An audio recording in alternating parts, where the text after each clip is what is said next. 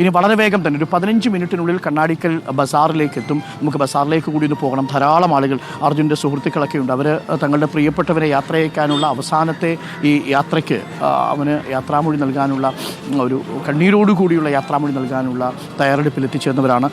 പ്രേക്ഷകർക്ക് കാണാം, എനിക്ക് ചുറ്റും കാണുന്ന മനുഷ്യർ, അർജുനെ ഒരിക്കൽ പോലും നേരിട്ട് കണ്ടിട്ടില്ലാത്ത മനുഷ്യരുണ്ട്.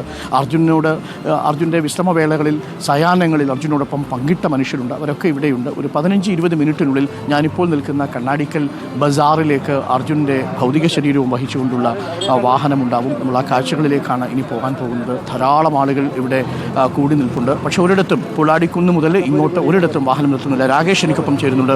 രാകേഷ്, അതിരാവിലെ മുതൽ തന്നെ കണ്ണാടിക്കലിൽ ആളുകൾ ഏകദേശം ഇത്രയും ആളുകൾ ഉണ്ടായിരുന്നു അല്ലേ? നല്ല ആളുകൾ പുലർച്ചെ മുതൽ തന്നെ ഏകദേശം 4-4:30 മണിക്ക് തന്നെ മുഴുവൻ ആളുകളും അർജുൻ്റെ ഈ ഒരു മൃതദേഹം വരുന്നതും കാത്തു നിൽക്കുകയാണ്. ഈ ഒരു ഗ്രാമത്തിനൊരു പ്രത്യേകതയുണ്ട്. കാര്യം വർഷങ്ങൾക്ക് മുമ്പ് ഡിഗ്രിക്ക് പഠിക്കുന്ന സമയത്തൊക്കെ തന്നെ ഞാനിവിടെ വരുന്നതാണ്. കാര്യം രാകേഷിൻ്റെ അറിയാവുന്ന സ്ഥലമാണ്. അതെ, ഞാൻ 6-7 വർഷമായിട്ട് ഇവിടെയാണ് വീട് വെച്ചിട്ടുള്ളത്. കക്കോടിയാണ് വീട്, തൊട്ടടുത്ത് തന്നെയാണ്. അപ്പം നമ്മുടെ ഒരു പ്രത്യേകത എന്ന് പറയുന്നത് വെച്ചാൽ ഇവിടെ ഒരു കൊല്ലത്തിൽ നടക്കുന്ന ചന്തയുണ്ട്. അതായത് 10 ദിവസം നീണ്ടു നിൽക്കുന്ന കൂറ്റഞ്ചേരി ശിവക്ഷേത്രവുമായി ബന്ധപ്പെട്ടുള്ള ഒരു ചന്തയാണ്. ഒരു ജനകീയ പരിപാടിയാണ്. ഈ തലം മുതൽ നമ്മൾ ആ കാണുന്ന അങ്ങാടി വരെ മുഴുവൻ വിൽപ്പന സാധനങ്ങളുണ്ടാകും. ചട്ടി മൺകലം മുതലെല്ലാം നമ്മുടെ നാട്ടിലൊക്കെ കാണുന്ന വലിയ ചന്ത, വാർഷിക ചന്തയാണ്. വാർഷിക ചന്ത. അപ്പോൾ ഈ ചന്തയോടനുബന്ധിച്ച് ഈ കൂറ്റഞ്ചേരി ശിവക്ഷേത്രത്തിൽ എല്ലാ ദിവസവും കലാപരിപാടി ഉണ്ടാവും, ഒരു 10 ദിവസത്തോളം. അതിന് മെഗാ ഇവൻ്റായിട്ട് അതിൻ്റെ സമാപനത്തിൽ ഒരു വലിയ പരിപാടി ഉണ്ടാവും. അപ്പോൾ ഇതിനൊരു രാഷ്ട്രീയ മത ജാതി വ്യത്യാസമൊന്നുമില്ലാതെ ഒരു ജനകീയ കമ്മിറ്റിയാണ്. അപ്പോൾ ഈ ഒരു കൂട്ടായ്മ, അപ്പോൾ നമ്മളൊക്കെ എൻ്റെ ഒരു സുഹൃത്തിൻ്റെ വീട് ഇവിടെ തൊട്ടടുത്തായിരുന്നു. അപ്പോൾ നമ്മളിവിടെ വന്ന് താമസിക്കും. അപ്പോൾ ഈ കമ്മിറ്റി അല്ലെങ്കിൽ ആ കമ്മിറ്റിയിലൊക്കെ ഉൾപ്പെട്ടിട്ടുള്ള ആളാണ് അർജുൻ അല്ലേ?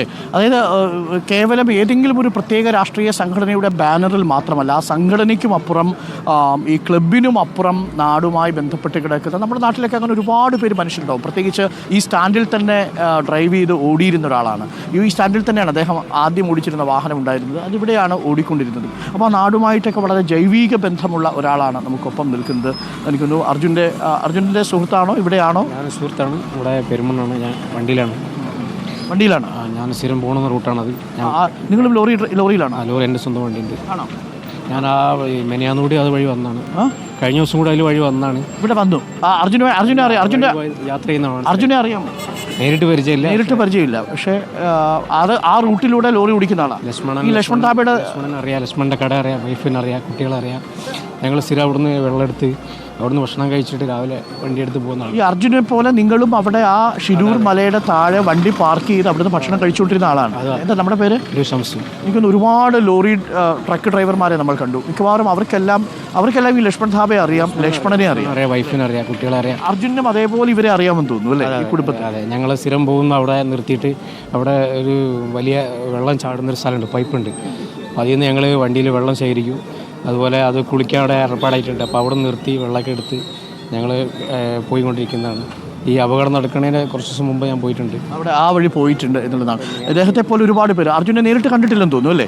നേരിട്ട് അർജുനെ കണ്ടിട്ടില്ല. പക്ഷേ അർജുൻ വളയം പിടിക്കുന്നത് പോലെ വളയം പിടിച്ച് ജീവിതം മുന്നോട്ട് കൊണ്ടുപോകുന്ന ഒരാളാണ്. ഇങ്ങനെയുള്ള നിരവധി പേര് അർജുനെ കാണാൻ വേണ്ടി ഇവിടേക്ക് എത്തിച്ചേർന്നിരിക്കുന്നു എന്നുള്ളതാണ് നമ്മൾ മനസ്സിലാക്കുന്നത്. പ്രിയപ്പെട്ട പ്രേക്ഷകരെ, ഒരുപാട് പേര് നമുക്ക് ചുറ്റുമുണ്ട്. സിനോജ് നമുക്കൊപ്പമുണ്ട്. ഇപ്പോൾ വീട്ടിൽ നിന്ന് സാനിയോ മനോമിയും ഒരിക്കൽ കൂടി നമുക്കൊപ്പം ചേരുന്നു. സാനിയോ, എനിക്ക് തോന്നുന്നു ഇനി ഒരു 15-20 മിനിറ്റിനുള്ളിൽ കണ്ണാടിക്കൽ ജംഗ്ഷനിലേക്ക് എത്തും. കണ്ണാടിക്കൽ ജംഗ്ഷനിലും പൊതുപ്രദർശനമില്ല, പകരം വീട്ടിലായിരിക്കും പൊതുപ്രദർശനം ഉണ്ടാവുക. പക്ഷേ പ്രദർശിപ്പിക്കാൻ എന്തുണ്ട് എന്നൊരു ചോദ്യം വല്ലാതെ നമ്മുടെ ഉള്ളിൽ കിടന്നിങ്ങനെ വിങ്ങുന്നുണ്ട്. കാര്യം അർജുനെ ഇങ്ങനെ ആരും കാണാൻ ആഗ്രഹിച്ചിട്ടേ ഇല്ല എന്നതാണ് വാസ്തവം. തീർച്ചയായും വീടൊരുങ്ങിക്കഴിഞ്ഞു, നാടൊരുങ്ങിക്കഴിഞ്ഞു തങ്ങളുടെ പ്രിയപ്പെട്ടവനെ യാത്രയയക്കാൻ.